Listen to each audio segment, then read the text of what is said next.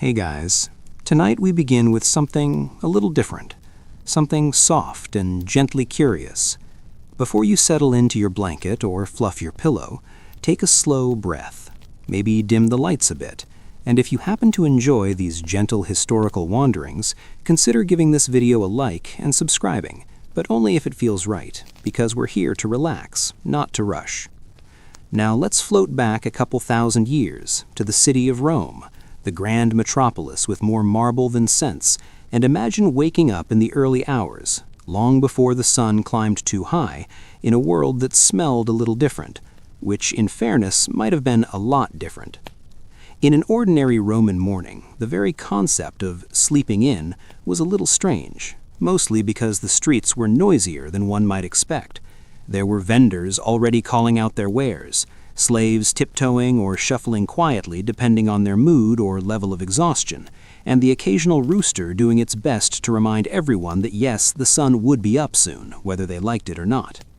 A wealthy Roman, reclining on a mattress stuffed with straw and feathers, assuming they were slightly more comfortable than their neighbors, would awaken with the assistance of a slave, perhaps a lightly sarcastic one, nudging them and whispering the day's expected obligations.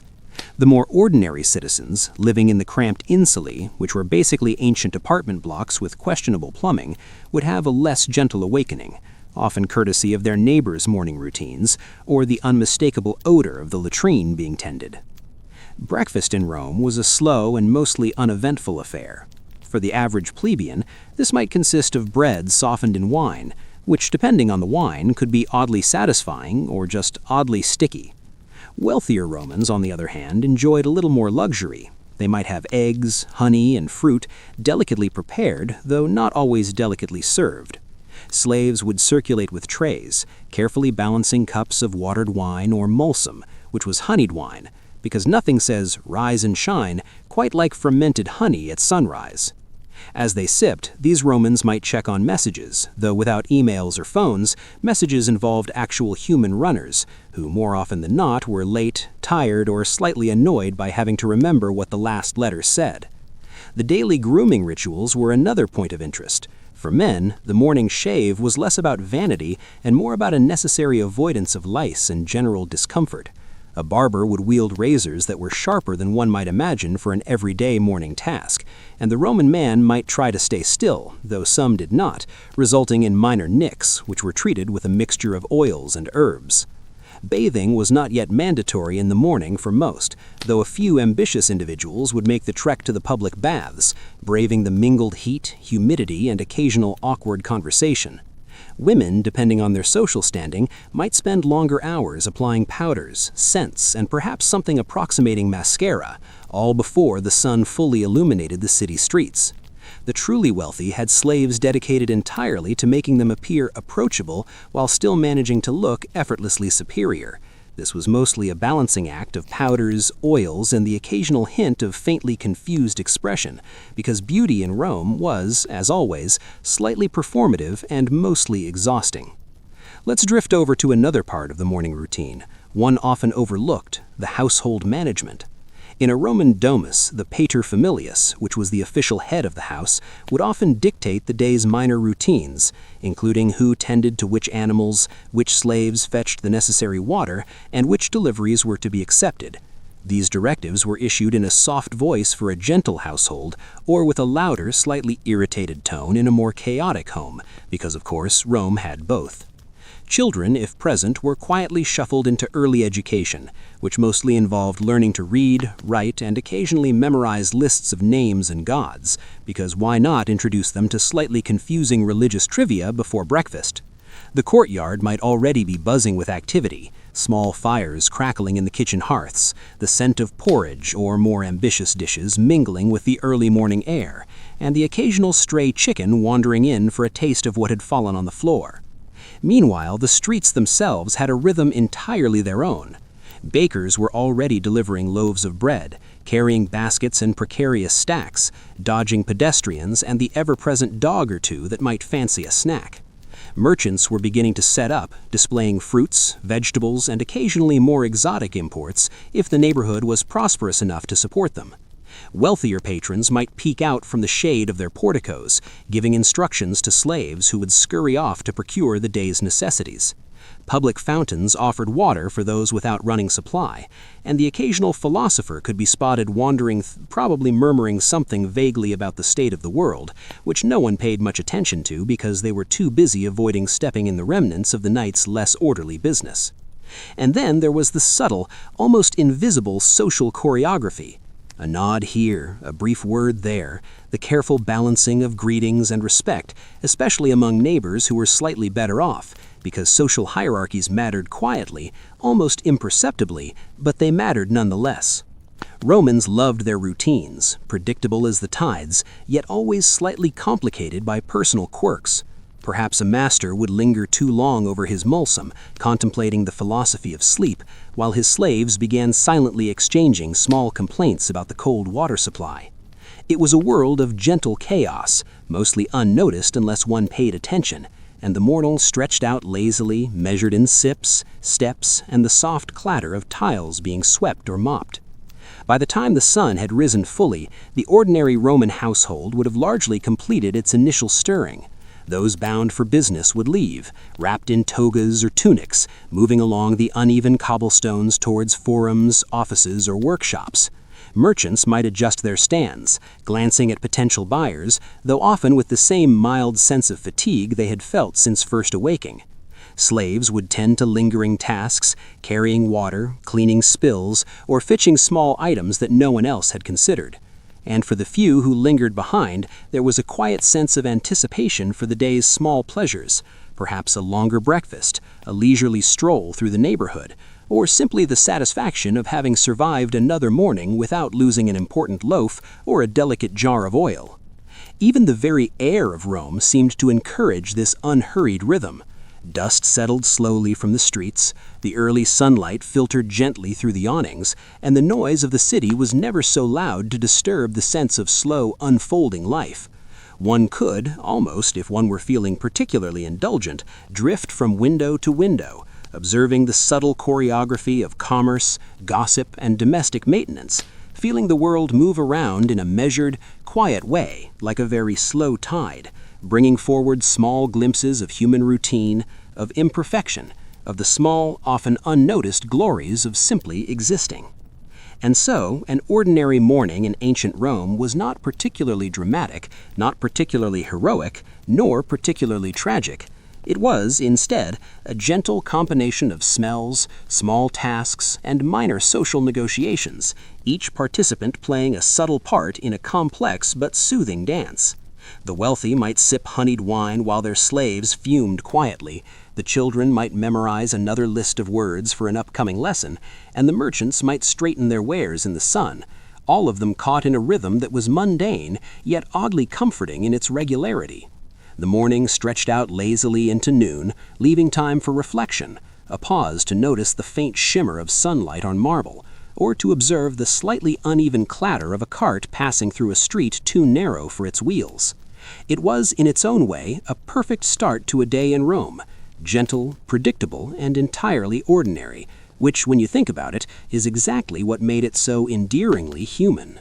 As the morning in Rome progressed, the streets gradually filled with a very slow and deliberate rhythm of activity, neither frantic nor particularly efficient, but satisfying in its own peculiar way.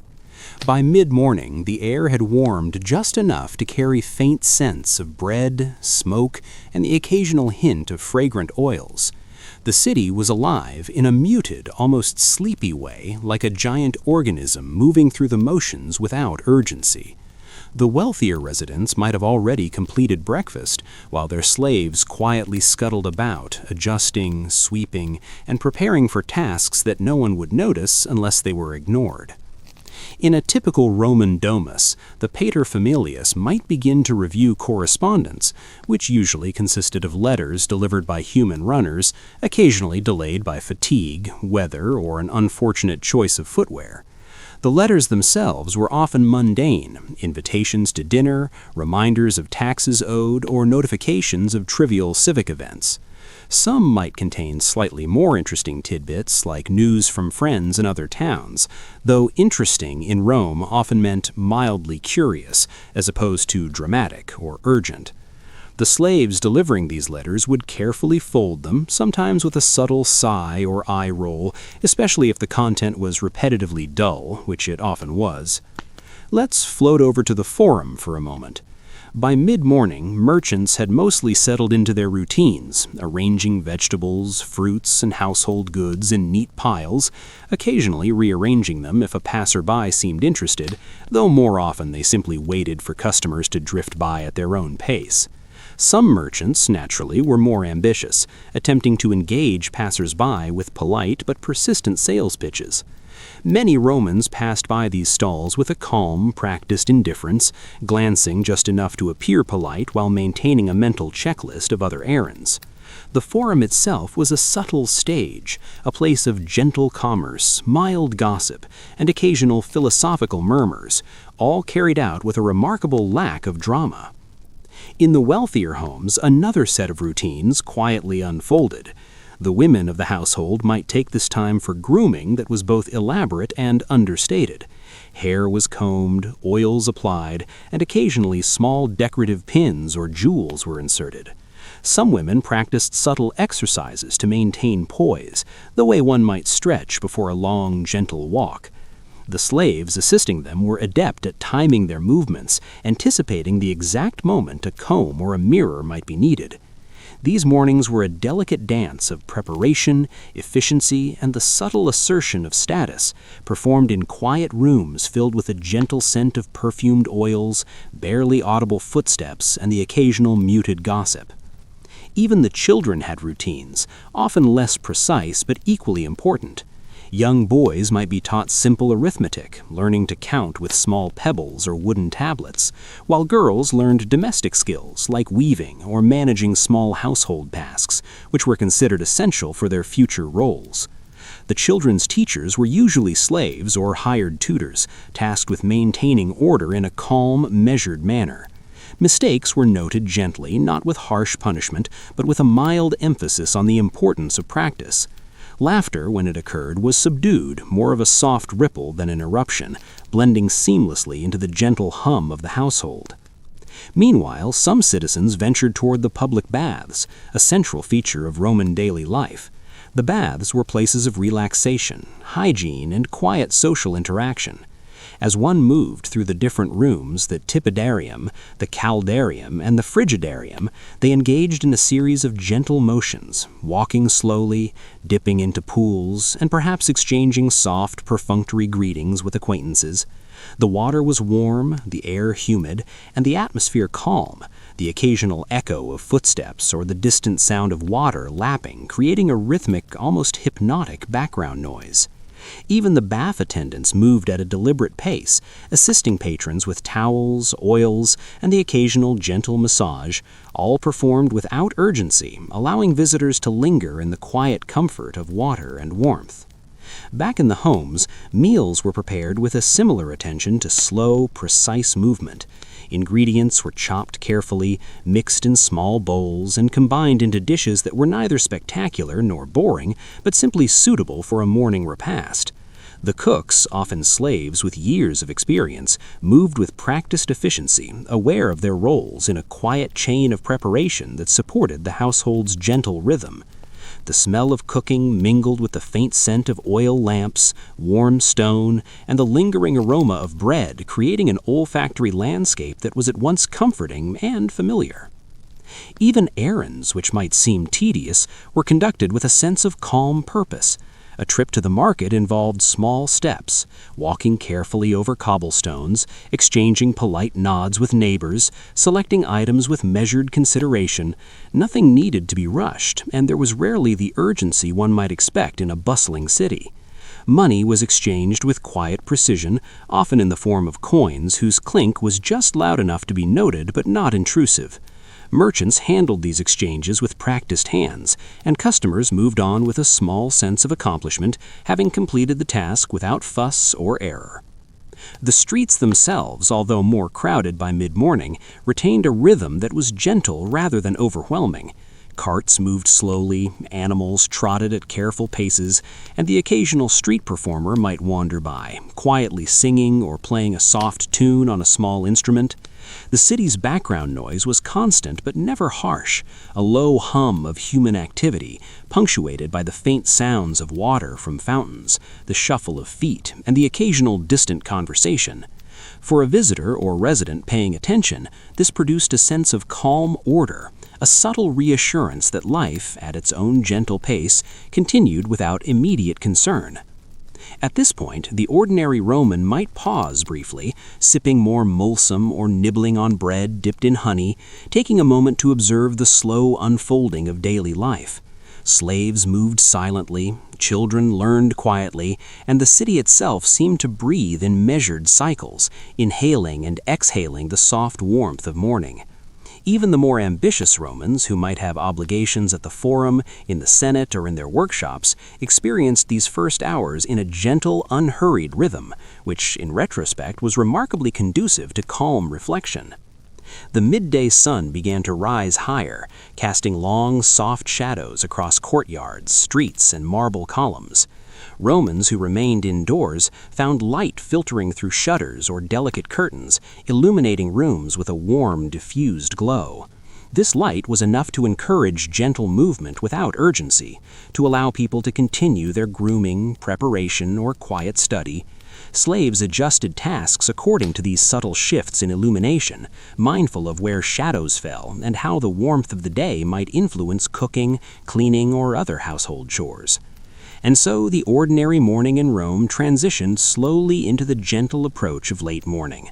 There was a sense of time measured not by clocks, which were rare and imprecise, but by light, by the subtle sounds of the city, and the quiet completion of tasks. Breakfast had faded into memory, baths had provided warmth and cleanliness, and the rhythm of errands, study, and household management continued in a measured, calming pattern. It was a life of quiet order, punctuated by minor curiosities, gentle observations, and the soft, constant pulse of human activity, all unfolding in a way that was both mundane and profoundly comforting. In this light, one could appreciate the simplicity of the Roman morning, the ordinary yet meticulous arrangements of people, tasks, and spaces, and the slow, soothing progression of a day that began in calm reflection, gentle labor, and quiet social choreography. And if one allowed himself to linger on these details, the ordinary morning in ancient Rome might reveal itself as a surprisingly restful, almost meditative experience, one measured in small movements, soft sounds, and the steady, unhurried rhythm of life as it gently unfolded under the warming sun. As the morning gradually yielded to the soft edge of late morning, the city of Rome settled into a rhythm that was quiet yet persistent. The light from the sun grew warmer, spilling across courtyards, streets, and the faintly gleaming marble of temples and public buildings. Romans who had finished breakfast now engaged in tasks that were measured and deliberate, never rushed, as if the entire city were quietly aware that the world was moving gently and there was no reason to hurry. In wealthier households, the paterfamilias, having reviewed letters and settled minor domestic concerns, might now move toward more practical matters. Perhaps he oversaw the allocation of tasks to slaves, the fetching of water, the tending of small animals, or the inspection of minor repairs in the household. The household itself was a microcosm of quiet activity. Slaves carried out their duties with soft efficiency, aware that their work was largely invisible unless ignored. There was a subtle hierarchy in every corner. Some slaves moved quickly and decisively, while others lingered slightly, allowing the day's warmth to settle over their motions. The contrast between urgency and indifference was never dramatic, just enough to notice if one paid careful attention. Children continued their lessons with gentle persistence. Boys practiced writing on wax tablets, tracing letters carefully, while girls engaged in sewing or weaving, their fingers moving with methodical patience. Teachers, often slaves or hired tutors, maintained a quiet presence, correcting mistakes softly and reinforcing repetition with a calm tone. Learning in Rome, particularly in the morning, was not accompanied by pressure, punishment, or harsh instruction. Instead, it was a measured process, more about familiarization than mastery, and more about routine than accomplishment.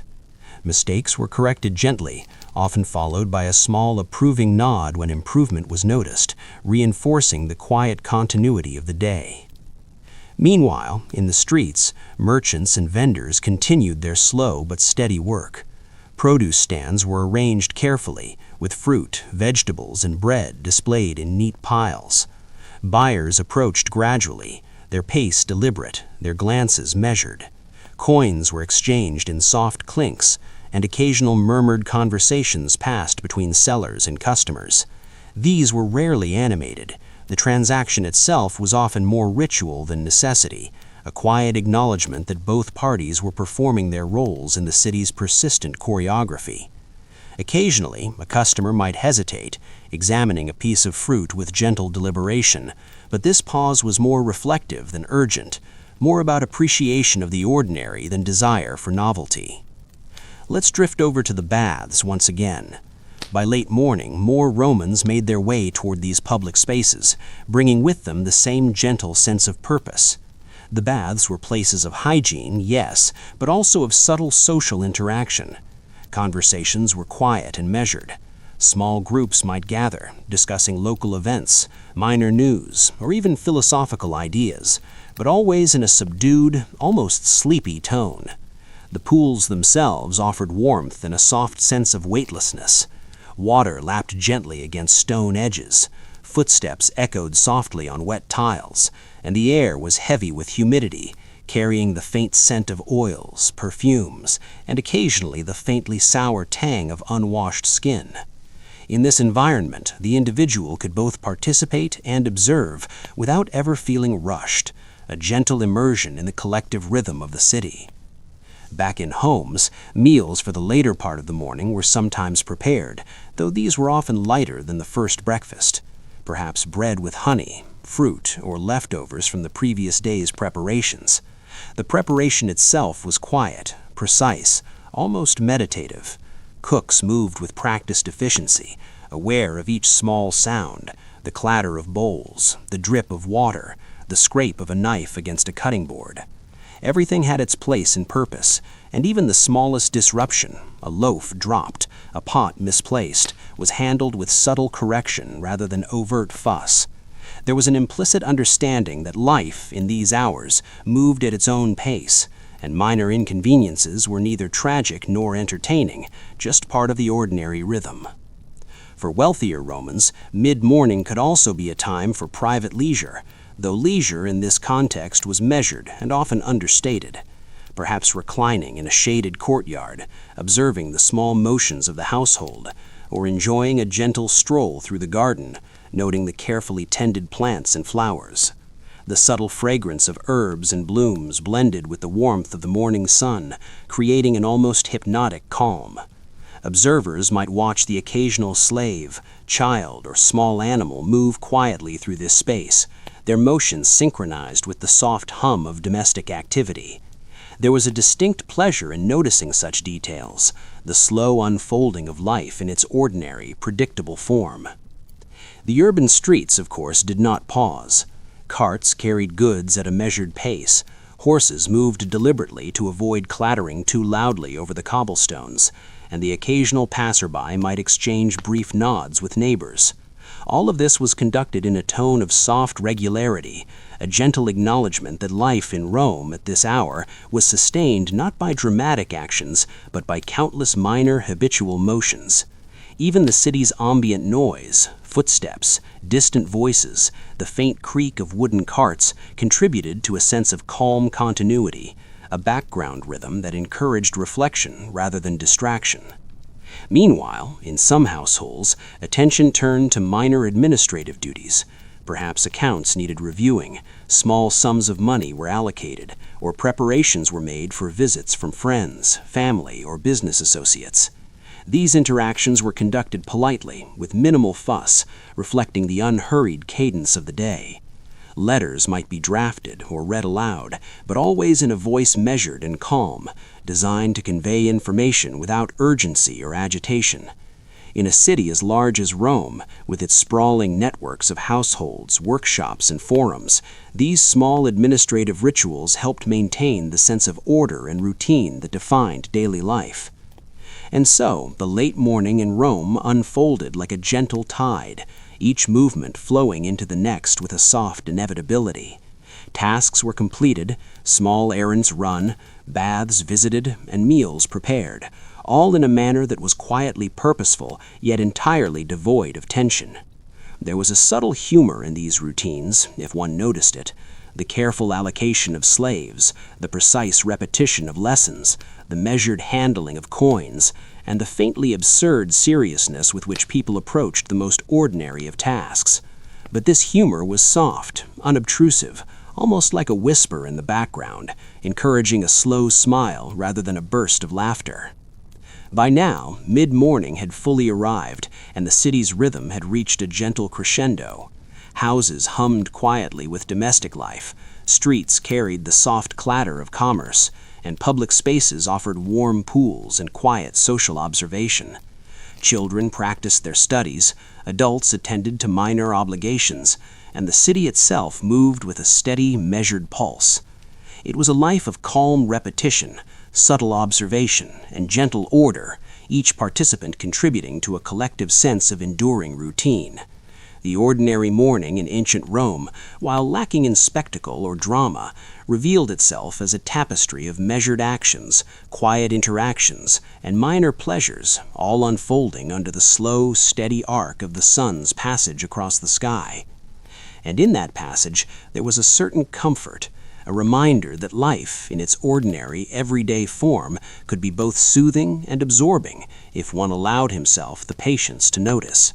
The Romans of this time did not rush. They did not worry excessively. Instead, they moved slowly through their morning, attending to small tasks, maintaining social harmony, and observing the quiet choreography of their surroundings. It was a simple, gentle, and profoundly human experience, a rhythm that could be admired for its calm consistency, and perhaps even emulated, if only for a brief moment, by those of us watching centuries later. As the morning faded into early afternoon, the city of Rome maintained its measured rhythm, neither hurried nor stagnant, simply flowing as it always did. The sunlight had risen higher, spilling over rooftops, courtyards, and public spaces, illuminating the subtle textures of stone, marble, and plaster. Shadows stretched longer in the narrow streets, and the warmth of the day encouraged slow movement, careful observation, and the soft hum of ongoing activity. Romans of all classes continued their routines, each in their quiet, slightly peculiar way, contributing to a city that was alive yet never noisy enough to disturb the calm. In the domus of the wealthier families, midday brought small, quiet tasks that often went unnoticed but were essential to the smooth operation of daily life. Slaves might carry water to the kitchen or the bath, tending fires and adjusting temperatures with practiced precision. Others attended to small repairs, dusting marble surfaces, polishing bronze fixtures, or arranging cushions for the afternoon repose. Every movement was intentional, small but deliberate, creating an almost hypnotic rhythm of domestic care. It was in these details, subtle and unremarkable to an outsider, that the ordinary Roman household found its structure and sense of calm. Meals for the early afternoon, though lighter than breakfast, were treated with gentle attention. Bread, cheese, olives, and fruit often formed the basis of this repast, accompanied, if one was wealthy, by honeyed wine or watered grape juice. Preparation was slow and careful, with cooks ensuring that the flavor and texture of simple ingredients were preserved, while servants moved with understated efficiency to set the table, serve dishes, and clear away minor debris. Eating itself was a slow and measured affair, often accompanied by soft conversation or quiet reflection. Even the act of drinking, whether a small cup of wine or water from a public fountain, was deliberate, a small meditation in motion. Children, now perhaps restless from morning lessons, moved toward gentler activities. Boys might practice throwing small balls or playing simple games in the courtyard, always under the watchful eye of a tutor or older sibling. Girls continued domestic training, sewing, weaving, or tending small plants, their fingers moving steadily in repetition. Discipline was gentle, largely corrective rather than punitive, and errors were treated as minor inconveniences rather than sources of shame. The atmosphere was quiet, calm, and predictable, with small bursts of movement softening the stillness without ever disturbing it. Meanwhile, outside the walls of the domus, the streets remained alive with a gentle cadence of commerce and civic life. Merchants rearranged their goods, adjusting displays to the shifting sunlight or a passing customer's glance. Small deliveries were made, carts creaked softly over cobblestones, and animals moved at deliberate paces, guided by careful hands. Even the occasional street musician contributed subtly to the background noise, playing soft tunes on a lyre or flute, providing a faintly melodic counterpoint to the hum of everyday activity. None of this demanded attention, rather it formed a gentle auditory tapestry, allowing a quiet observer to float through the city almost unnoticed. In some households, early afternoon offered an opportunity for social visits. Friends, relatives, or neighbors might arrive, moving slowly through courtyards, greeting each other with gentle nods or soft words. Conversation was subdued, polite, and largely concerned with minor news, family matters, or gossip so subtle it barely qualified as gossip.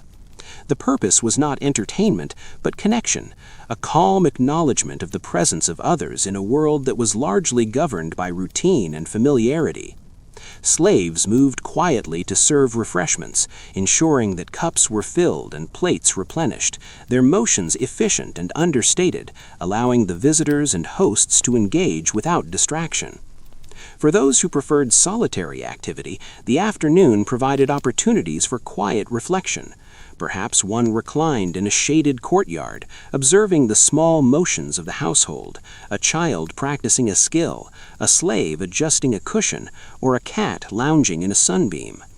These moments were not dramatic, not intended to impress, but offered subtle satisfaction, a gentle engagement with life as it moved forward. Even minor irritations, like a stubborn lock on a gate or a slightly uneven tile in the courtyard, were approached with calm, almost resigned attention. In public spaces, the forum, temples, and markets continued their measured bustle. Patrons conducted minor business, exchanging coins, adjusting wares, or noting small details in the surroundings. Conversations remained low, deliberate, and often perfunctory, as if all participants were aware of the value of maintaining the calm rhythm of the city. Philosophers, if present, murmured softly to small gatherings, their ideas absorbed in a gentle, reflective manner, rather than debated with passion or urgency. The city was full of life, yet life moved like a soft current, flowing steadily without turbulence. Bathing rituals, if not already completed in the morning, might resume for those seeking a mid-afternoon refresh. The tepidarium offered warmth, the caldarium a gentle heat, and the frigidarium a brief, controlled shock to the senses, all experienced in a tone of measured relaxation. Attendants moved slowly, applying oils, towels, and occasionally gentle massages, their motions coordinated to enhance calm rather than excitement. Even the chatter of fellow bathers, muted and courteous, contributed to a sense of quiet shared experience rather than intrusion. Animals, both domestic and street-dwelling, participated in the rhythm of the day. Chickens pecked softly in courtyards, dogs wandered lazily alongside their owners, and horses rested quietly in shaded stalls. Their movements, slow and deliberate, mirrored the human cadence, reinforcing the unhurried pace that defined life in Rome. The faint sounds of their presence, soft clucks, occasional barks, the shuffle of hooves, added a layer of texture to the city's atmosphere, a gentle reminder that all life here moved in concert, however unconsciously. By mid-afternoon, the shadows lengthened and the sun's warmth began to soften. Households might prepare for the final part of the day's routines, tidying, attending to remaining errands, or preparing for evening meals. Yet even these actions were carried out without urgency. Objects were moved thoughtfully, tables were cleared with care, and small repairs were addressed with patience. There was a sense of measured completion, a quiet satisfaction in the predictable, unremarkable rhythm of daily life. And so the ordinary morning, flowing seamlessly into early afternoon, revealed the subtle choreography of Roman life. Tasks were executed deliberately, movements were synchronized yet unobtrusive, and the city as a whole existed in a state of calm, persistent order. There was comfort in the repetition, a gentle reassurance in the predictability, and a quiet humor in the small, often unnoticed quirks of human behavior. Slaves shuffled, merchants adjusted, children practiced, and adults observed, all forming a tapestry of understated continuity. In this ordinary yet remarkable pattern, the Romans experienced the world in measured increments. Their days were not driven by excitement or spectacle, but by repetition, subtle observation, and the soft rhythm of life unfolding in predictable, calming waves. Every action, from arranging fruit on a stall to adjusting a curtain in a courtyard, contributed to a sense of order and harmony. The early afternoon, like the morning before it, offered an invitation to pause, to notice, and to engage in the quiet satisfaction of routine, where nothing was urgent and everything, in its small, precise way, entirely right. As the day slowly tilted toward late afternoon, the city of Rome retained its quiet, measured rhythm. The sunlight softened as it passed through columns, porticos, and over the terracotta rooftops, casting long, gentle shadows across streets, courtyards, and plazas. The warmth of the day lingered, neither oppressive nor fleeting, encouraging slower movement, reflective observation, and a continuation of the subtle rhythms that had defined the morning and early afternoon. Everything felt deliberate yet not laborious, purposeful yet entirely unhurried. In wealthier homes, the late afternoon brought minor domestic activities that were largely unnoticed but essential for maintaining calm order. Slaves dusted and polished surfaces, rearranged cushions, or adjusted small decorative items. Occasionally, one might attend to minor repairs, such as securing a slightly loose latch, mending a torn garment, or arranging a vase of flowers with careful precision. These actions, though modest, contributed to a sense of harmony, as if every small motion was a note in an unspoken melody that governed daily life. Even the smallest gestures, a careful folding of cloth, a quiet adjustment of a window shutter, were part of the city's understated choreography, performed without urgency or fanfare. For children, late afternoon often marked a transition from structured lessons to quieter, more leisurely activities. Boys might practice simple ball games or observe small insects and animals in courtyards, studying movement and behavior with gentle curiosity. Girls continued domestic exercises such as weaving, embroidery, or tending plants, their hands moving rhythmically, each stitch a quiet meditation on skill and patience. Mistakes were met with gentle guidance rather than reprimand, fostering a calm sense of progress that was satisfying without being rushed. In all of these small exercises, the children learned the subtle arts of patience, observation, and repetition, which were quietly valued in Roman society. Outside the household, the streets maintained their steady, subdued hum. Merchants adjusted wares as sunlight shifted, exchanging greetings with passers-by in a manner that was polite, deliberate, and entirely predictable. Small carts moved slowly over cobblestones. Animals carried goods or rested patiently in shaded areas. Occasional street musicians offered quiet background melodies on lyres or flutes. Conversations were low, measured, often perfunctory, providing gentle social interaction without excitement or urgency. The city's noise was constant but soft, like a distant tide, present yet non-obtrusive, a steady accompaniment to the flow of daily life. In some homes, late afternoon offered an opportunity for quiet reflection or informal social visits. Friends, neighbors, or distant relatives might drop by, moving slowly through courtyards and greeting each other with soft nods and polite low-toned words. Conversations were calm and predictable, often revolving around minor household news, family matters, or the occasional observation about the city. Refreshments, usually simple and quietly served, accompanied these visits: bread, cheese, fruit, or small cups of wine, handled by attentive slaves whose movements were unobtrusive and precise. The visitors and hosts engaged gently, fostering a sense of connection and harmony rather than excitement or urgency. Bathing, if it had not occurred earlier, might resume for some. The tepidarium, caldarium, and frigidarium offered warmth, gentle stimulation, and relaxation. Patrons moved slowly through these spaces, dipping into pools and resting in quiet contemplation. Attendants applied oils and towels with soft precision, their movements coordinated to maintain a calm atmosphere. The sound of water lapping against stone, combined with the occasional echo of footsteps, created a gentle, rhythmic backdrop. Conversations were subdued, often polite exchanges or reflective murmurs, adding to the soothing cadence of the space. Meanwhile, minor civic and commercial duties continued at a slow pace. Letters were delivered or read aloud, sometimes containing information of local interest, small announcements, invocations, or reminders of minor obligations. The process was deliberate, with the sender and recipient engaged in careful attention to phrasing and detail. Merchants might settle accounts, restock goods, or make quiet observations about the day's sales. These activities, though minor, contributed to the overarching rhythm of the city, reinforcing the sense of order, continuity, and calm purpose that defined Roman life.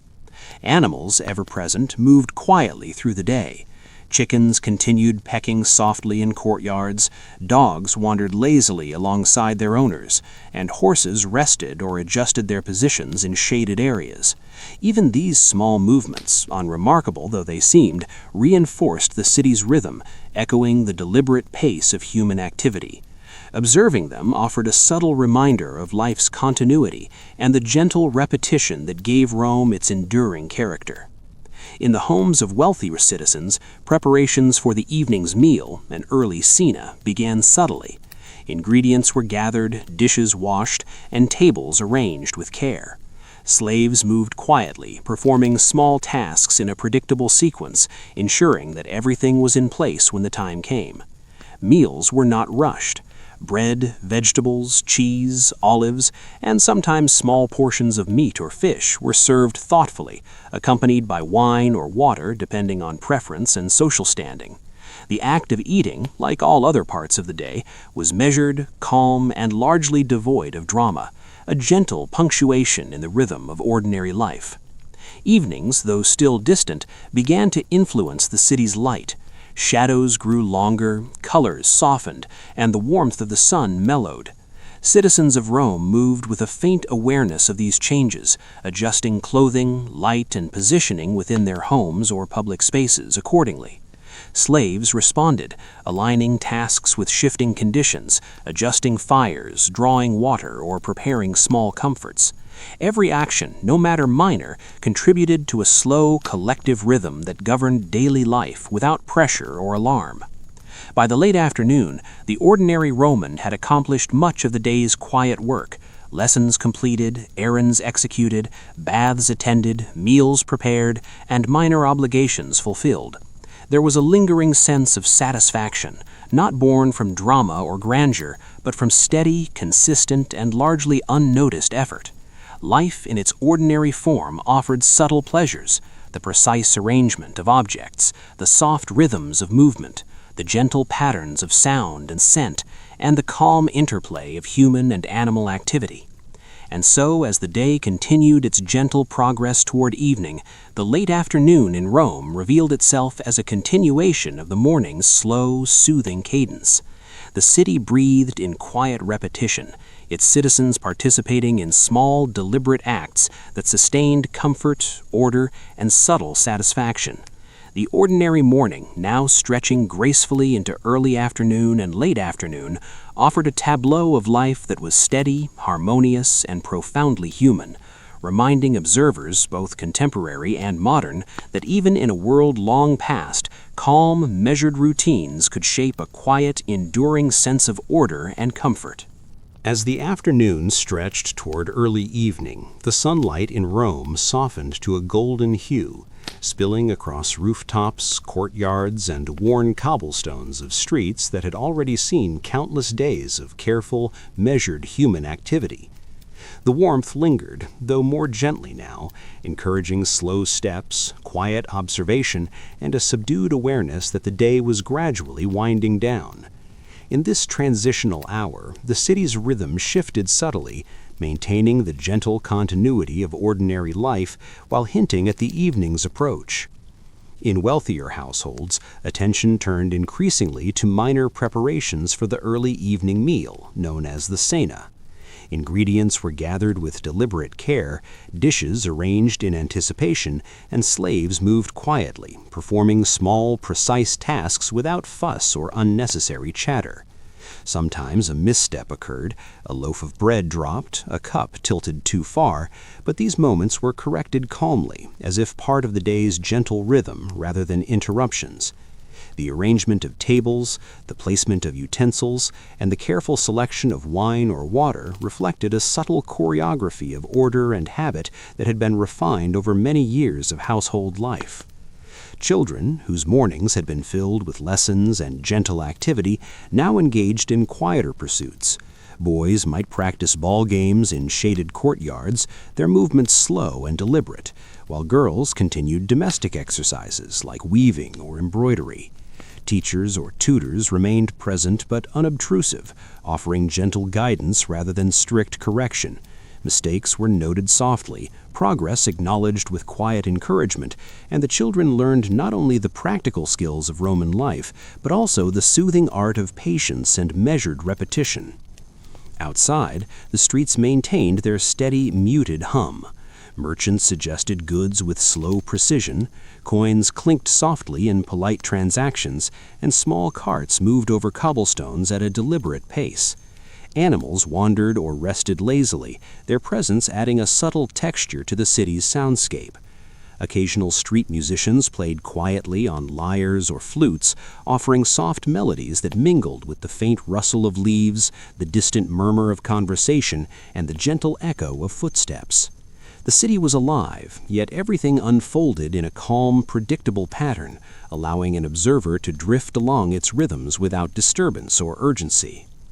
Social visits continued in some households, though these were quieter and more deliberate than in mid-morning. Friends or relatives might arrive, greeted with gentle nods and soft, polite words. Conversation focused on minor news, family matters, or reflections on the day's events, all conducted in a tone of understated civility. Slaves moved efficiently, serving small refreshments, bread, cheese, fruit, or modest cups of wine, ensuring that nothing disrupted the calm atmosphere.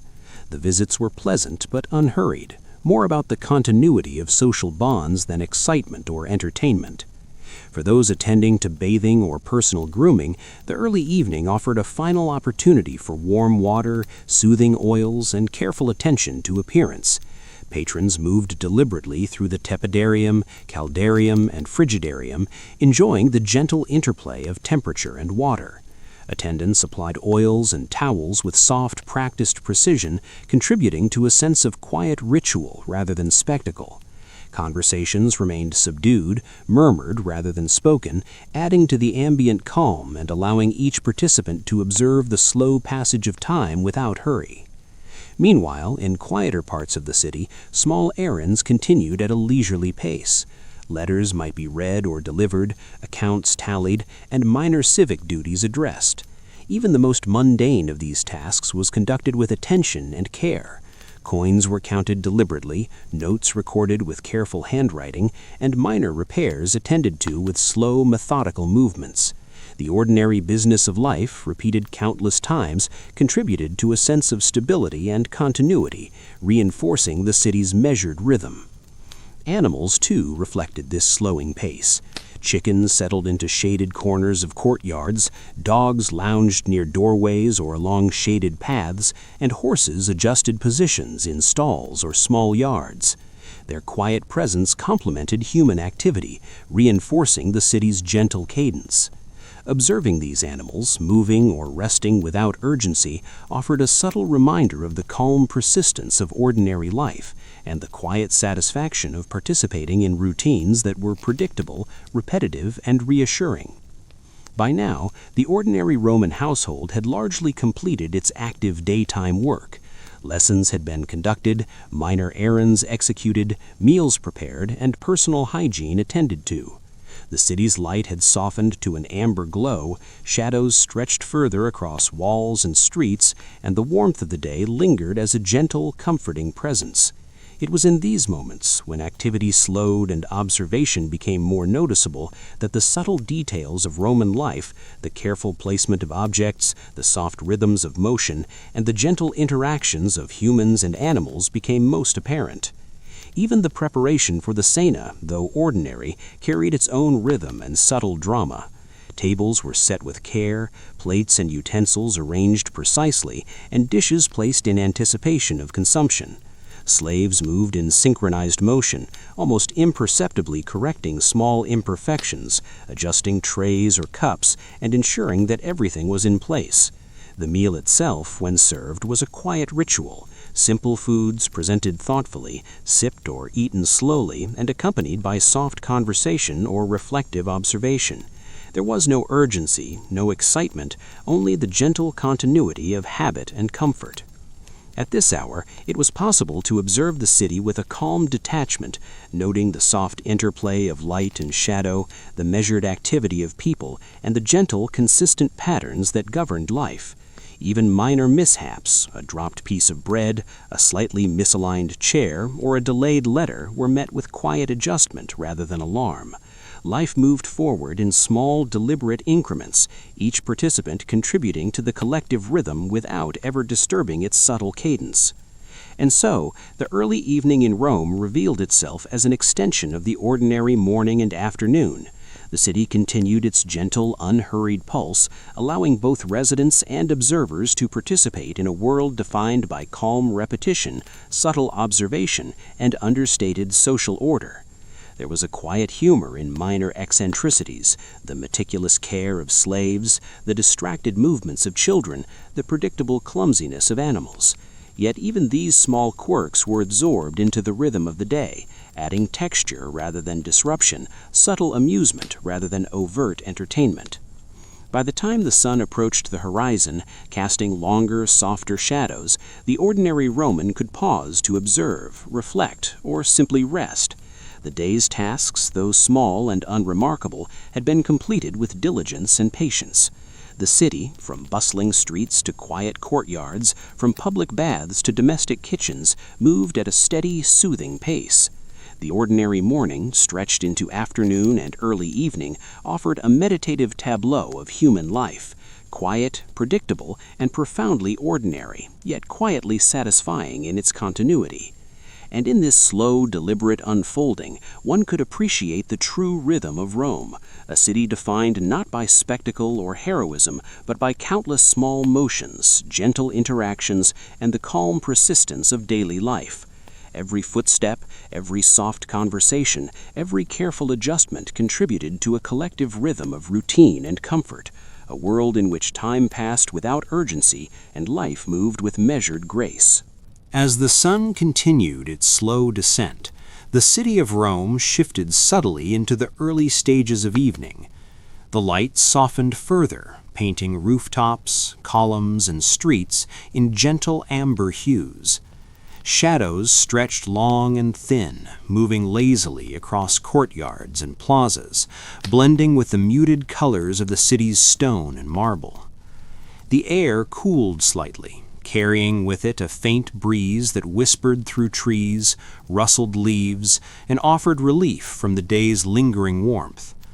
The rhythm of the city, which had persisted through morning and afternoon, now slowed into a more deliberate, contemplative pace, a gentle winding down of activity rather than abrupt cessation. In wealthier households, the focus gradually shifted from preparation to observation, from small errands to quiet reflection. The cena, or evening meal, had either been served or was in the final stages of consumption, often featuring a modest selection of bread, vegetables, cheese, and occasionally fish or meat. Slaves moved with soft efficiency, clearing dishes, replenishing cups of wine, and attending to minor adjustments. The meal itself was deliberate, unhurried, and accompanied by quiet conversation. Discussions often revolved around minor household news, reflections on the day's events, or polite commentary on the habits of friends and acquaintances. The tone was calm and conversational, with laughter rare and gentle, almost imperceptible, like a soft ripple on still water. Children, having completed most of their daytime lessons and activities, now engaged in quieter pastimes. Boys might practice small games in the courtyard, observing the movement of a ball or pebble with gentle concentration, while girls continued domestic exercises such as weaving or preparing small household items. Tutors or older family members offered guidance quietly, correcting minor mistakes with patience, emphasizing repetition over immediate perfection. The household in these moments operated as a single gentle organism, adults observing, children learning, and slaves moving in synchronized, understated patterns to maintain order. Outside, the streets reflected the transition into evening. Merchants and vendors concluded most of their business for the day, arranging wares for closure, tallying coins with soft clinks, and moving goods back into storage. Carts creaked over cobblestones at a measured pace, while animals, sensing the approaching dusk, grew calmer, wandering slowly or resting quietly in shaded areas. Street musicians, if present, offered gentle tunes, the notes soft and reflective, blending seamlessly with the faint rustle of leaves and distant murmurs of conversation. The city hummed quietly, a steady, soothing background rhythm, never urgent, never harsh, simply persistent. Some Romans used the early evening for brief social visits or calls. Friends, relatives, or neighbors would move carefully through courtyards, greeted with subtle nods and low-toned words. Conversation remained subdued, focused on minor news, family updates, or reflections on the day's events. Refreshments were simple: bread, cheese, fruit, and wine, quietly served by attentive slaves. These interactions reinforced social bonds without demanding energy or excitement, emphasizing presence, attention, and polite exchange over spectacle. Bathing rituals, if delayed until the early evening, offered the final opportunity for warmth, hygiene, and gentle relaxation. Patrons moved slowly through tepidarium, caldarium, and frigidarium, enjoying the soft play of heat and water on their bodies.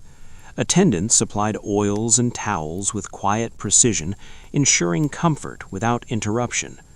The hum of conversation was low, reflective, and courteous, reinforcing a sense of calm and shared tranquility. Water splashed gently against stone edges, echoing softly in the humid air, creating a soothing auditory backdrop to the slow unwinding of the day.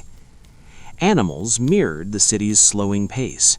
Chickens nestled into corners, dogs rested near thresholds, and horses shifted position in stalls or yards, their movements quiet and unhurried. Their presence contributed to the overall rhythm of life, subtle and almost unnoticed, yet integral to the sense of calm continuity. Watching these gentle motions, one could sense the harmony of ordinary life, small, repetitive acts that collectively created a steady, comforting order. In the home, minor tasks continued in preparation for nightfall. Lamps were trimmed and adjusted, cushions were repositioned, and small fires tended to maintain warmth and light.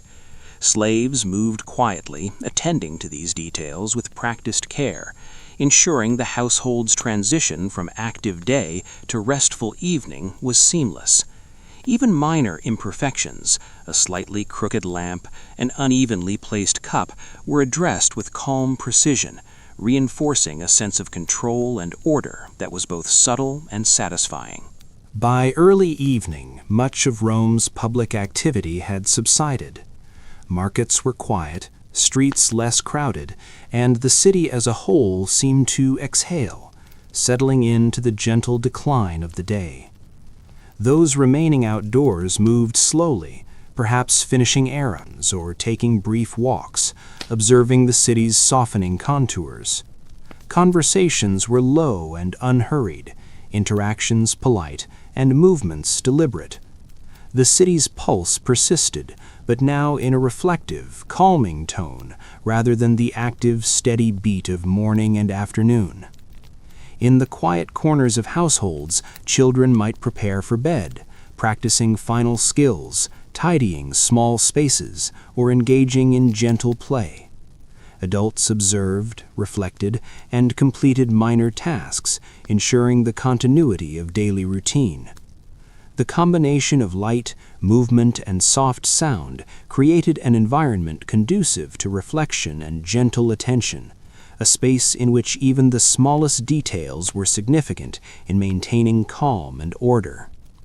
As shadows lengthened further and the warmth of day faded, Romans, regardless of social standing, began their gradual retreat from active engagement. Courtyards emptied, streets became quieter, and public spaces offered only the occasional lingering passerby or animal wandering slowly through the fading light. Houses became havens of calm, where tasks concluded, meals digested, and the rhythm of ordinary life continued gently toward nightfall. By this stage, the ordinary day had reached a subtle climax. Minor errands completed, social visits concluded, baths attended, meals consumed, and quiet reflection embraced. The city itself, from the bustling forum to the secluded courtyard, exuded a calm, persistent continuity, allowing residents to participate fully in life's gentle rhythm. Each action, from arranging dishes to observing children, contributed to the measured tapestry of routine, creating an enduring sense of satisfaction and subtle amusement in the small quirks of daily life. And so, the ordinary morning, stretched seamlessly through afternoon and early evening, revealed itself as a continuum of quiet, deliberate activity. Rome's citizens experienced life in measured increments, observing, interacting, and participating with soft attentiveness. The city's rhythm, subtle, enduring, and harmonious, offered comfort and reflection, a reminder that even in the ordinary there is beauty, subtle humor, and calm order. The gentle unfolding of the day, from dawn to early evening, painted a portrait of life that was profoundly human, quietly engaging, and softly reassuring. A slow passage of hours that anyone, even centuries later, could appreciate in its understated rhythm. As the sun slipped further toward the horizon, the light in Rome softened to a delicate amber glow, eventually fading to the muted, cooling tones of late evening. Shadows lengthened, stretching across streets, courtyards, and homes, creating a quiet interplay of light and dark that lent a gentle calm to the city. The air cooled, carrying the faint scent of baked bread, warmed stone, and the lingering aroma of herbs from gardens. Life slowed almost imperceptibly, as if the city itself were exhaling after a long, measured day, inviting its inhabitants to move more gently, observe more closely, and embrace the quiet transition toward rest. In wealthier households, activity shifted toward final domestic tasks. Slaves quietly tidied spaces, adjusted cushions, extinguished minor fires, and ensured that lamps were prepared for nighttime illumination. The preparation was deliberate, unhurried, and understated, with each action performed in a rhythm that complemented the city's softening pulse. Even small disruptions, a tilted cup, a slightly displaced scroll, or a stray piece of bread, were corrected calmly, without fuss or heightened attention, as if such minor details were part of the natural cadence of life. Children, having mostly completed their day's lessons and activities, now engaged in gentle, reflective tasks. Boys might review letters or inscriptions they had practiced in the morning, tracing letters on wax tablets with slow care, while girls finished small domestic exercises, sewing or adjusting household items. Tutors or supervising adults offered quiet guidance, correcting mistakes gently and emphasizing practice over perfection. Laughter, when it occurred, was soft, almost imperceptible, blending seamlessly with the background rhythm of household life rather than breaking it. Outside, the streets were noticeably quieter. Most merchants had closed their stalls, moving goods back into storage, while carts and animals had mostly retreated to stables or yards. The occasional passer-by moved at a measured pace, perhaps returning from errands, observing the soft fall of shadows, or exchanging a muted greeting with a neighbor. Street musicians, if present, played softly, their notes fading as the air cooled and the city's pulse slowed. The general hum of Rome, the shuffle of feet, the distant clink of coins, the murmur of conversation, diminished steadily, leaving a more contemplative, almost meditative atmosphere. Social interactions in this hour were minimal, limited to polite farewells or brief visits. Friends or relatives might move slowly through courtyards, exchanging low, soft words. Refreshments, if served, were simple and understated. Slices of bread, small portions of cheese, fruit, or watered wine, quietly handled by attentive slaves. The purpose of these interactions was not entertainment, but the subtle reinforcement of social bonds and the gentle acknowledgement of presence, all conducted with calm and unhurried decorum. Bathing, if deferred until late evening, offered the final opportunity for warmth, cleanliness, and subtle relaxation.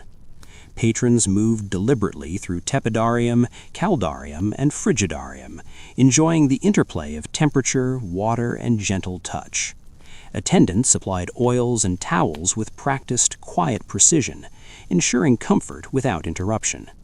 The soft splashing of water against stone, combined with the subdued murmur of conversation, created an auditory environment that encouraged reflection and mental ease, a gentle end of the day's physical activity. Even animals contributed to the city's winding down rhythm. Chickens nestled into corners or roosted quietly, dogs curled up near thresholds or lay in shaded alleys, and horses adjusted their positions in stalls or yards, settling into patterns of rest. Their calm, predictable movements mirrored the unhurried pace of human activity, reinforcing the quiet cadence of life and offering a subtle, reassuring sense of continuity. In private households, the evening meal had often concluded, and attention turned to simple post-meal tasks, clearing plates, pouring water, adjusting seating, and preparing small fires or lamps for the night. Slaves moved efficiently but quietly, mindful that the household's energy had shifted toward rest rather than labor. Conversations, if occurred, were soft, reflective, or perfunctory, focused on minor household updates or observations about the day. There was a gentle humor in the ordinary, a subtle amusement in the small quirks of children, pets, and household routines, yet this was never loud, never intrusive, simply a background warmth woven into the rhythm of evening life. By now, the city itself had largely quieted. The forum, markets, and streets were emptying, leaving only those tasks that had not yet concluded.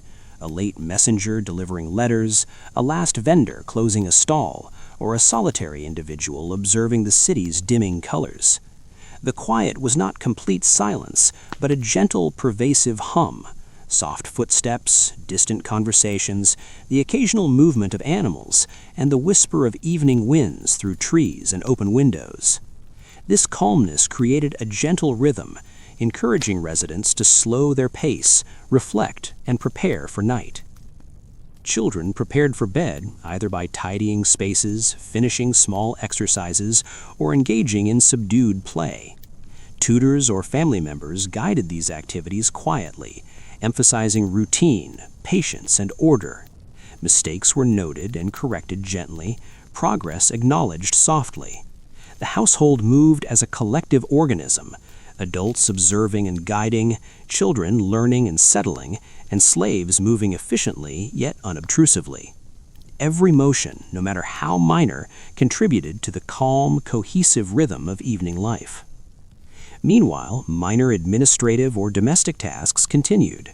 Letters were reviewed or dispatched, lamps trimmed, small repairs addressed, and objects tidied. Every action, though small, reinforced the household's sense of order and preparedness. There was comfort in these predictable routines, satisfaction in the small accomplishments, and a gentle humor in the occasional human or animal foible that punctuated the otherwise steady flow of life. By late evening, the ordinary Roman household, like the city itself, had largely transitioned from activity to reflection. Courtyards and streets were quiet, domestic fires glowed softly, lamps cast warm pools of light, and the sounds of movement were faint and deliberate. The city's pulse had slowed to a gentle, measured beat, a rhythm of continuity and calm, where each individual contributed to the overall harmony without urgency or distraction. And so, the day in Rome, stretching from morning through afternoon into evening, revealed itself as a continuous, deliberate flow of life. Small tasks executed with care, quiet observations of routine, gentle social interactions, and soft reflection. The ordinary morning, stretched across hours and activities, offered more than mere survival. It offered subtle satisfaction, quiet amusement, and a profound sense of continuity. Life, in its measured, unhurried cadence, provided a gentle reassurance that the city, its inhabitants, and their small, repeated motions could persist with calm order, subtly comforting those who noticed the soft rhythms of existence. By the time darkness settled, the lamps were trimmed and burning softly, the household quiet, and the city hushed but alive with the faintest of sounds. The ordinary Roman could finally pause, reflect, and rest, enveloped by the steady, gentle rhythm that had defined their day. From dawn to dusk, from the quiet routines of early morning to the reflective calm of late evening, Rome's ordinary life unfolded in slow, deliberate increments, each moment connecting seamlessly to the next in a harmonious tapestry of simplicity, order, and understated satisfaction. As night slowly settled over Rome, the city became a place of quiet reflection, softened shadows, and muted sounds. The fading glow of the sunset gave way to the gentle darkness of evening, pierced only by the warm flicker of lamps and small fires in homes, courtyards, and public spaces. The air had cooled further, carrying with it faint scents of baked bread, herbs from gardens, and the lingering warmth of sun-heated stone. Life slowed to a deliberate, almost imperceptible rhythm, as though the city itself were settling into rest. In wealthier households, attention shifted fully to night routines. Slaves moved quietly through the rooms, extinguishing fires, adjusting cushions, and ensuring that lamps burned steadily enough to provide comfort without consuming excess oil. Small tasks were performed with careful attention, corrected gently when necessary, and completed with minimal disruption. Even minor mishaps, a spilled cup, a misaligned chair, a candle that flickered unexpectedly, were addressed softly, without urgency, adding to the household's subtle harmony rather than disturbing it. Children prepared for sleep with gentle rituals. Beds were arranged, simple coverings straightened, and small personal belongings tidied away. Tutors or parents oversaw these preparations, offering soft guidance, correcting minor errors, and ensuring that routines were followed calmly. Laughter, when it occurred, was brief and quiet, blending with the muted sounds of the household. The evening provided a final opportunity for children to internalize the rhythms of their day, learning patience, order, and reflection in the process. Outside, the city's streets had mostly emptied. The hum of daytime activity, the clatter of carts, the soft chatter of vendors, and the shuffle of pedestrians faded almost entirely. Only the occasional passerby moved deliberately through the cobbled streets, returning home or attending to late tasks. Street sounds, if present, were soft and measured: a distant dog's bark, a gentle shift of a horse in a stall, or the faint echo of a lone voice. The city's rhythm had slowed to a quiet, contemplative pulse, encouraging reflection, calm observation, and preparation for the stillness of night. Social interactions were rare at this hour. A brief visit from a neighbor, a polite exchange at a doorway, or a soft farewell from a family member concluded quickly and quietly. Refreshments, if offered, were simple and unhurried: a piece of bread, a small portion of cheese or fruit, and a cup of water or diluted wine. These acts reinforced social bonds without excitement, focusing instead on presence, courtesy, and the gentle comfort of human connection in the fading light. Bathing or final grooming for those who had not completed it earlier was conducted slowly and deliberately. Water splashed gently against stone, oils were applied with soft, practiced motions, and towels were handled with care. Patrons moved through tepidarium, caldarium, and frigidarium with calm attention, using the ritual not only for hygiene, but as a subtle transition from the day's activity to the quiet of night. Even minor conversations were hushed, reflective, and polite, adding to the sense of calm that enveloped the household and the city beyond. Animals mirrored the city's winding down pace. Chickens nestled into roosts, dogs curled up in shaded corners or near doors, and horses shifted into comfortable positions in stalls. Their quiet presence complemented human activity, reinforcing a sense of continuity and calm. Observing them offered a subtle reminder that life's rhythm persisted gently, that even the smallest beings contributed to the slow, soothing cadence of the day. In households, final domestic tasks included trimming lamps, adjusting bedding, and attending to small fires or heat sources. Slaves moved quietly, performing each task with care, ensuring that the home was ready for night. Minor imperfections, an unevenly placed lamp, a slightly crooked curtain, or a misaligned dish, were corrected without stress or fuss, contributing to the household's subtle sense of order. The calm precision of these tasks reinforced the steady rhythm of life and prepared inhabitants for rest. By late night, most Romans had retreated indoors, moving with measured steps toward quiet spaces. Courtyards were empty, streets hushed, and public spaces largely abandoned. The city's energy, once steady and observable in daytime and early evening, had folded inward, leaving a gentle, pervasive stillness. Lamps and small fires created pools of soft light, shadows danced faintly across walls, and the faint ambient sounds of the city, a distant dog, a quiet stir of air through leaves, or the soft murmur of a few remaining individuals added texture to the calm, reinforcing the quiet rhythm of night. In bedrooms, children and adults alike prepared for sleep with slow, deliberate motions. Beds were adjusted, coverings straightened, and the faint glow of lamps provided a comforting, gentle light. Even minor imperfections, a pillow slightly misaligned, a blanket tucked unevenly, were corrected quietly.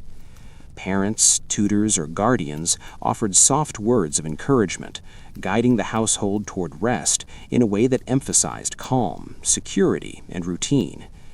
These evening rituals, while simple, provided a final structure to the day, ensuring that night fell with gentle continuity rather than abrupt transition. For wealthier Romans, reflection might accompany the dim lamplight, observing minor household accomplishments, reviewing letters or documents, or simply noting the passing of another ordinary day. These small acts of awareness were performed slowly, deliberately, and quietly. There was satisfaction in routine, subtle amusement in minor irregularities, and a comforting sense of control in the gentle orchestration of daily life. Even the faintest humor, the predictable clumsiness of a child, the careful movements of a slave, or the soft protest of a household pet, was absorbed into the rhythm of the night, unnoticed by all but the patient observer. By the deepest part of night, most of the city rested. Homes were quiet, streets empty, and public spaces abandoned. The faint glow of lamps and fires provided reassurance against darkness, but otherwise the city existed in gentle stillness. Romans slept, aware of the day's accomplishments, comforted by the predictable patterns of life, and prepared, if only subconsciously, to repeat these motions in the following hours. The ordinary morning, stretched across day and evening, now culminated in a quiet pause, a stillness that enveloped every corner of the city, every household, and every life within it. And so, the ordinary day in Rome, from the first stirrings of dawn to the hushed depths of night, revealed itself as a continuous, gentle rhythm.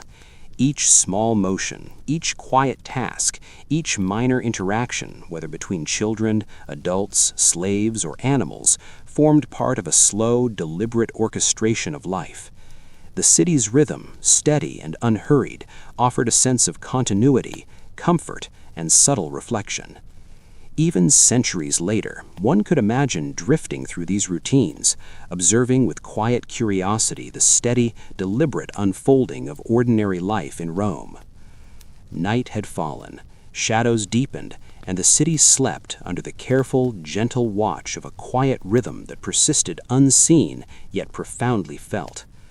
The ordinary morning, extended through the day, through evening, and into night, left behind a subtle impression of order, calm, and human continuity, reminding all who considered it that even the simplest of routines, repeated with care and attention, could create a life both steady and quietly satisfying. By the deep night, the city of Rome had quieted completely. Streets, once alive with the measured bustle of merchants, animals, and pedestrians, were now subdued, empty except for the occasional solitary traveler or the soft movement of a street animal. Courtyards glowed faintly under the flicker of lamps, and the warmth of fires, tended carefully throughout the day, offered comfort against the cool night air. In this gentle stillness, the ordinary rhythm of Roman life, so deliberate, repetitive, and harmonious, became most apparent, a soft pulse underpinning the city even when all visible activity had ceased. Within homes, the last vestiges of evening tasks concluded quietly. Lamps were trimmed and repositioned, cushions and bedding adjusted, and small fires tended one final time. Slaves, having completed their duties for the day, moved with minimal sound, ensuring that order persisted into the hours of rest.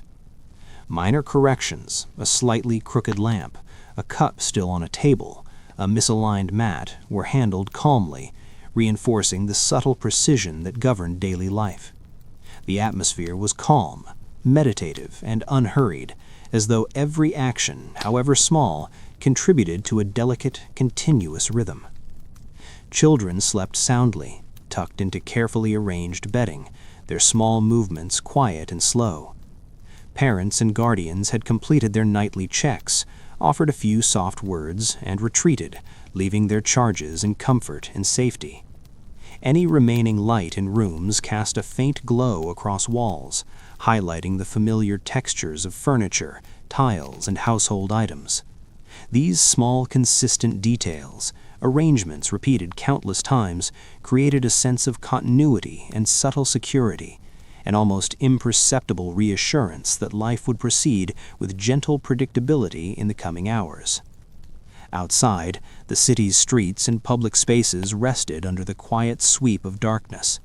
Animals settled into roosts, stalls, and yards, their movements slow and deliberate, echoing the human rhythm of calm preparation and rest. The faint noises of the night, the soft shuffle of a cat, the distant bark of a dog, or the whisper of leaves through limbs added texture to the city's stillness without disturbing its rhythm. Even the faintest sound became part of the larger, steady hum of life in quiet repose. In wealthier households, the final hours of night were often marked by reflection. Residents might observe the subdued glow of lamps, review minor accounts or letters, or simply consider the day that had passed. These quiet moments of introspection were deliberate, unhurried, and free of excitement or urgency. There was satisfaction in routine, subtle amusement in minor imperfections, and a gentle appreciation for the patterns of life, repeated with care and quiet attention. The ordinary morning, extended through day and night, revealed its cyclical nature most clearly in these hours. Dawn had brought movement, teaching, minor errands, and domestic management.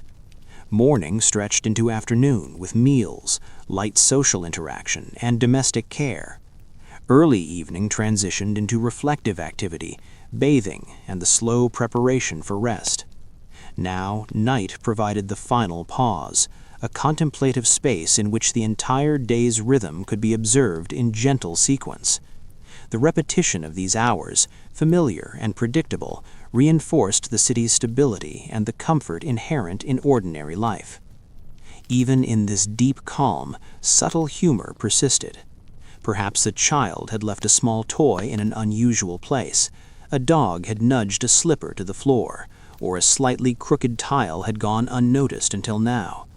These minor irregularities, far from disturbing the rhythm of the household, added texture, small amusement, and gentle unpredictability to an otherwise precise routine. Life in Rome, even in its ordinary, repetitive form, contained moments of understated character, a quiet reminder that no routine was ever perfectly executed, and yet perfection was rarely necessary. The city's pulse, now almost imperceptible, persisted quietly. Homes glowed softly, lamps flickered, and animals rested. Streets lay empty, the occasional echo of movement in the distance marking the presence of a single late traveler or city guard. Even the ambient sounds, the faint rustle of leaves, the drip of water from fountains, or the occasional creak of shutters, blended into a continuous, gentle backdrop. It was in this quiet, almost imperceptible pulse that the essence of ordinary Roman life was perhaps most palpable, steady, persistent, and comforting in its repetition. For those who observed attentively, it was clear that the ordinary day was never truly over. Every small action, every routine task, every gentle motion contributed to a continuous cyclical rhythm. The lessons learned by children, the diligence of slaves, the careful management of households, and the subtle interactions of neighbors all reinforced the continuity of life. Rome itself, from the busiest forum to the quietest courtyard, existed in a state of persistent, understated order, a city defined less by drama than by the quiet, measured choreography of ordinary human activity. Even in the stillest hours, the ordinary morning, repeated, extended, and echoed through the day, offered insight into the subtle workings of society, family, and personal habit. Each day, though remarkably ordinary, was sustained by countless deliberate actions, creating a tapestry of life both steady and quietly satisfying. And so, as night enveloped Rome, the ordinary day, from first light to final darkness, stood as a testament to the calm persistence of routine. The city rested, inhabitants slept, and animals lay quietly, yet life continued seamlessly in its predictable patterns. Each small motion, whether a child's breath in slumber, a dog's soft shuffle, or the flicker of a lamp, contributed to the rhythm that defined ordinary life. It was steady, reliable, and unhurried, a slow, deliberate passage of hours that, when observed fully, offered a profound sense of continuity, comfort, and subtle satisfaction. Rome, in all its ordinary, repetitive glory, prepared for the next day with quiet assurance. Dawn would arrive, routines would recommence, and the gentle, unexciting flow of daily life would persist once more. Every ordinary morning, repeated endlessly, contributed to the city's enduring calm, its subtle humor, and the enduring satisfaction of human continuity. And in that gentle, unremarkable rhythm, there was a quiet beauty, waiting to be observed by anyone patient enough to notice, reflect, and drift along with the unhurried flow of life itself. Even after the city had largely settled into night, there remained quiet traces of human presence, small reminders of the day's careful, unhurried progression. In the soft glow of lamps, one could observe a household in its final moments of activity, a slave quietly rearranging cushions that had shifted during the evening, a parent straightening a small mat by the door, or a lamp flickering gently as oil was adjusted to ensure steady light through the night. Each movement was slow, deliberate, and unobtrusive, performed as part of the household's ongoing rhythm, the same rhythm that had begun in the soft stirrings of dawn. In some homes, late-night reflections took a gentle form. Perhaps an elder traced letters or inscriptions in fading lamplight, reviewing skills learned or lessons observed during the day. Perhaps a parent quietly watched a child's peaceful sleep, noting the small accomplishments, subtle quirks, or predictable mischief of the hours just passed. There was no urgency, no alarm, only a quiet attention to detail, a soft observation of the continuity of life. Even the smallest motions, straightening a pillow, adjusting a blanket, turning a lamp, carried weight in maintaining the calm order of the household. Outside, the city maintained a subdued pulse, subtle and nearly imperceptible. A late traveler might pass through a nearly empty street, the soft tap of sandals on cobblestones echoing faintly. A dog shifted position near a doorway or a courtyard gate. Leaves whispered in the gentle night air. Even the distant sound of water dripping from fountains or small gutters contributed to the quiet texture of life. These small details, repeated and persistent, reinforced the city's unhurried, cyclical rhythm. In wealthier homes, lamps were trimmed for the final time, small fires adjusted or extinguished, and bedding confirmed to be arranged for comfort. Slaves moved with precision, attentive to subtle irregularities, a slightly askew curtain, a cup left on a table, or a mat not fully straightened. These minor corrections were performed calmly, efficiently, and almost invisibly, reinforcing the quiet cohesion of the household. Even imperfections that persisted were absorbed into the rhythm of life, adding a subtle texture, a faint human presence within the predictable flow of routine. The night also provided a reflective pause on the day's mundane humor. A child's forgotten toy might peek from beneath a table. A dog's tail could have knocked a small object to the floor, now quietly observed and reset. A candle might have tilted slightly during the day, casting gentle, unexpected shadows.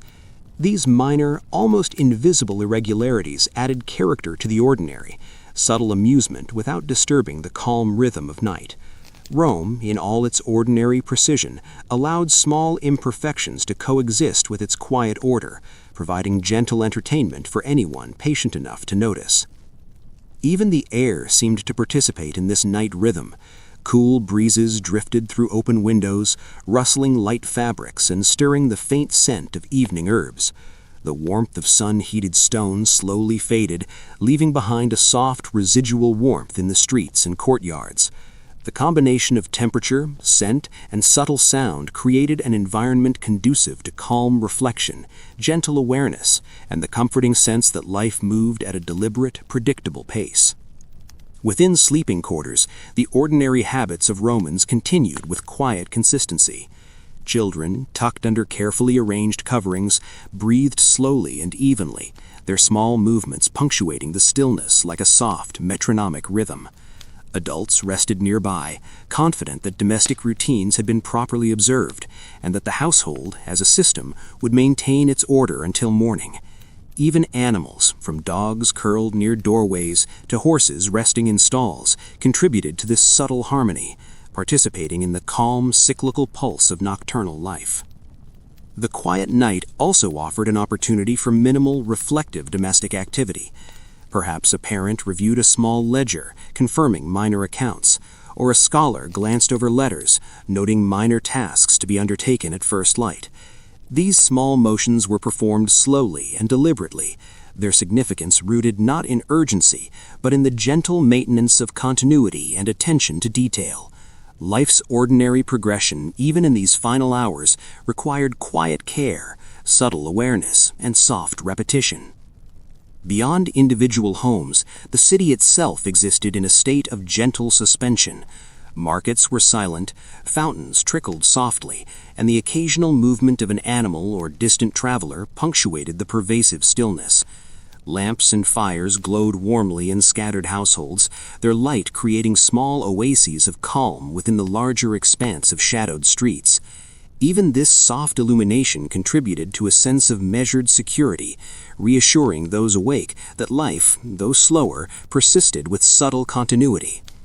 By these hours, the ordinary day's cycle, stretching from the faint stirrings of dawn through morning, afternoon, evening, and now deep night, revealed itself as an unbroken, quiet rhythm.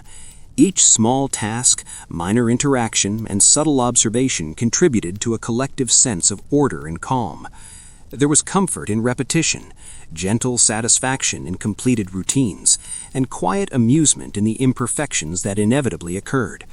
The ordinary morning, extended across a full day, demonstrated the continuity of life, the reliability of human action, and the subtle beauty of unhurried existence.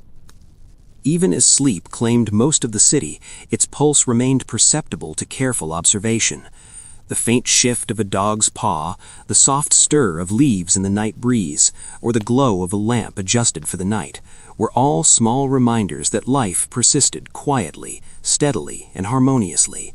The day's ordinary tasks, from arranging meals to supervising children, from tending fires to observing animals, had woven a tapestry of subtle activity that defined the rhythm of Rome. In this prolonged stillness, the ordinary morning, stretched, observed, and appreciated in its extended continuity, offered a quiet lesson. Life, even in its most repetitive, mundane, and unexciting forms, possessed structure, humor, and calm. Each day, repeated in similar fashion, contributed to the continuity of households, neighborhoods, and the city as a whole. The cycles of day and night, task and rest, observation and reflection formed a reassuring, subtle rhythm, a reminder that even ordinary routines held beauty and significance when observed patiently.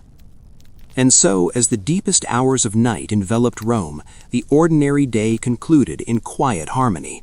The city rested, households slept, lamps glowed gently, and the faint pulse of life persisted in subtle, almost imperceptible movements. The ordinary morning, carried through an entire day, offered continuity, comfort, and a gentle cadence that would begin anew with the first soft stirrings of dawn. Rome, in all its quiet ordinarity, rested in steady, deliberate rhythm, a city alive in subtle, unhurried, and profoundly human ways. Before dawn, when the city of Rome was wrapped in darkness so deep it seemed almost tangible, there existed a kind of suspended stillness. Even the faintest sounds were muted, a dog shifting its position, a horse settling deeper into straw, or the soft rustle of leaves moved by a subtle night breeze. Lamps and fires glowed faintly, casting amber pools of light into otherwise shadowed rooms, and the air, cool and heavy, carried the lingering warmth of the day before. It was in this quiet hour that the first, almost imperceptible stirrings of a new day began, delicate, measured, and unhurried. Within households, the earliest signs of movement were subtle. Slaves might rise gently to stoke small fires, adjust lamps, or quietly begin tidying areas for the approaching morning. Each motion was slow and precise, almost meditative, executed in near silence to preserve the pervasive calm. A fallen blanket was straightened, a cushion subtly fluffed, a lamp repositioned so that its light would greet the first stirrings of the household. Even these minor acts carried an understated satisfaction, a quiet assurance that the household would begin its routines without disruption. Children, if awake, moved gently, stretching in their beds, adjusting coverings, or rubbing the remnants of sleep from their eyes. Tutors or parents, already partially awake, might whisper soft guidance, helping them rise, prepare for the day, or quietly review skills learned previously. The emphasis remained on calm continuity rather than hurried preparation. Lessons, when they began, were slow and deliberate, emphasizing repetition, observation, and attention to subtle detail. the soft scratch of a stylus on a wax tablet, the faint murmur of words read aloud, or the gentle unfolding of domestic activity reinforced the quiet rhythm of early morning life. Outside, Rome's streets were even quieter than the late night before. Only the occasional animal, perhaps a dog stirring in a doorway, or a horse shifting in its stall, broke the silence. The air, slightly damp with early morning moisture, carried faint scents of earth, baked bread, and herbs from nearby gardens. Occasionally, a distant early-rising vendor might arrange wares quietly, or a messenger might move with careful steps along empty cobblestones. The city was awake in subtle increments, yet still overwhelmingly calm, allowing anyone observing to experience the soft pulse of life in its most understated form. In wealthier homes, the morning meal, or yentaculum, was prepared slowly and deliberately. Bread was sliced, cheese arranged, olives gathered, and water or diluted wine poured into cups. Slaves moved quietly, ensuring every item was placed with care and precision. Even minor misalignments, a tilted cup, a slightly uneven bread slice, were corrected gently, adding texture to the calm order rather than disturbing it. The meal was modest, the conversation subdued, and the overall effect was one of quiet preparation, a gentle prelude to the activities of the day. Animals participated in the slow awakening. Chickens began to shift and peck in soft, measured motions. Dogs stretched and rose from comfortable positions, and horses adjusted their stance or nuzzled quietly at their bedding. These subtle movements added a layer of texture to the household's early activity, integrating naturally into the broader rhythm of life. Observing them, one could appreciate the quiet consistency of existence. Life persisted in small, deliberate acts, each contributing to a steady, comforting cadence. Some residents might take the earliest opportunity for personal grooming, a quick splash of water, the soft application of oils, or gentle combing of hair prepared them for the day in a deliberate, unhurried manner. Attendants or slaves assisted quietly, ensuring the process was seamless, calm, and efficient, yet never rushed. The interplay of motion, water, and touch contributed to a subtle sense of comfort, awareness, and preparation for the day ahead. By this early hour, the city's quiet extended beyond individual homes. Courtyards and gardens emitted only the faintest rustle of leaves or soft clatter of water from small fountains. Street lamps or torches, if still burning, added small glows to the otherwise darkened streets. The occasional soft murmur of a passerby or the distant clink of a coin punctuated the pervasive stillness without disturbing it. Rome existed in a delicate balance, awake enough to prepare for the day, yet calm enough to preserve its reflective, meditative quality. As the first hints of sunlight stretched along the horizon, the city slowly began to stretch into motion. Early risers, merchants preparing stalls, bakers beginning their ovens, and household members moving through kitchens and courtyards initiated the cycle that would carry the day forward. Yet even with this increase in activity, the tempo remained measured. Steps were deliberate, voices subdued, and motions precise, as though the city itself was easing into its daily rhythm rather than being abruptly awakened. By observing these early movements, one could trace the continuity of Roman life in remarkable detail. The ordinary morning, now beginning anew, reflected centuries of repeated patterns, careful preparation, deliberate action, quiet reflection, and subtle interaction. Each task, no matter how small, contributed to the household's calm efficiency. Each minor imperfection, a slightly misaligned utensil, a softly clucking chicken, a hesitant child, was absorbed into the rhythm without disruption. Life in Rome, though repetitive, offered satisfaction, subtle humor, and profound reassurance in its persistence. And so, with the first light stretching slowly across rooftops and streets, Rome's ordinary day began again. Each home, courtyard, and street participated in a measured, deliberate flow of activity. Children, adults, and animals alike took their places within the unfolding rhythm, performing small, unremarkable acts that collectively sustained the city's gentle, continuous pulse. The ordinary morning, when observed in its full cycle, offered a quiet lesson in the beauty of repetition, the comfort of continuity, and the subtle satisfaction inherent in human life when approached without urgency or expectation. The city, gradually illuminated by the soft morning sun, seemed to exhale a gentle sigh. Life, continuing seamlessly from the night before, resumed in its habitual, unhurried cadence.